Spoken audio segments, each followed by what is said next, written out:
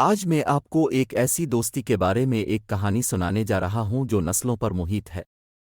Samantha एक नौजवान लड़की थी जो अपनी दादी मार्गरेट के साथ वक्त गुजारना पसंद करती थी। उनका एक खास रिश्ता था और समांथा को ऐसा लगा जैसे वो अपनी दादी से किसी भी चीज़ के बारे में बात कर सकती है। मार्गरेट एक अक्लमंद औरत थी जिसने एक तवील और वाक़याती ज़िंदगी गुजारी थी, और समांथा उसकी कहानियाँ सुनना और अपने तजुर्बात से सीखना पसंद करती थी। जैसे जैसे समांथा बड़ी होती गई, इसे एहसास हुआ कि इसकी दादी अब छोटी नहीं हो रही है। मार्गरेट चीज़ें भूलने लगी थी और उसकी सेहत गिरने लगी थी। समांथा को दुख था कि उसकी दादी बूढ़ी हो रही है, लेकिन वो उनके साथ गुजारे वक्त के लिए शुक्रगुजार भी थी। एक दिन समांथा मार्गरेट से मिलने जा रही थी जब उसने देखा कि एक आदमी कमरे के कोने में अकेला बैठा है। मार्गरेट ने उसे अपने दोस्त जॉर्ज के तौर पर मुतारफ कराया। समांथा अपनी दादी को अपनी ही उम्र के दोस्त के साथ देखकर हैरान हुई, लेकिन वो भी मुतजस्सिस थी। अगले चंद हफ्तों के दौरान समांथा ने जॉर्ज के बारे में मज़ीद मालूमात हासिल कीं। वो एक रिटायर्ड प्रोफेसर थे जिन्होंने दुनिया का सफ़र किया था और उनके पास शेयर करने के लिए बहुत सी दिलचस्प कहानियाँ थीं। सामन्था जॉर्ज की ज़िंदगी और अपनी दादी के साथ इसकी दोस्ती से मुतवज्जे थी।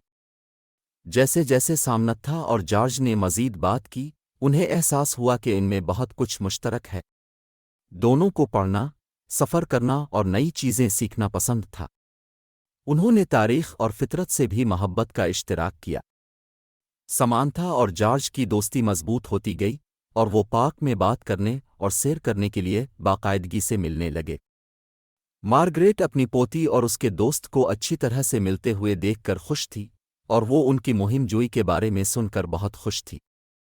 जैसे जैसे वक्त गुजरता गया, मार्गरेट की सेहत मुसलसल गिरती चली गई।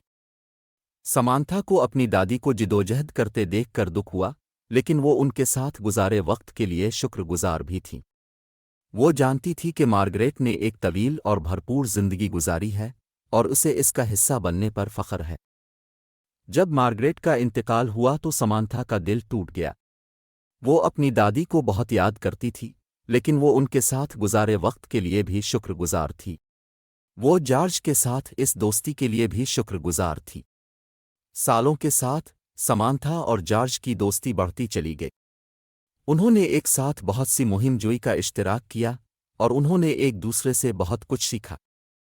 समांथा ने महसूस किया कि सच्ची दोस्ती उम्र की कोई सरहद नहीं जानती, और ये कि इसने अपनी दादी से जो सबक सीखे थे वो अब भी जॉर्ज के साथ इसकी दोस्ती में रहनुमाई कर रहे हैं।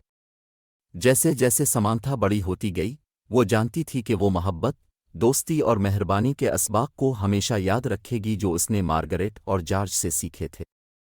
वो जानती थी कि दोस्ती का रिश्ता नस्लों पर मुहित हो सकता है, और वो यादें और तजुर्बात जो उसने उनके साथ शेयर की वो हमेशा उसके साथ रहेंगी।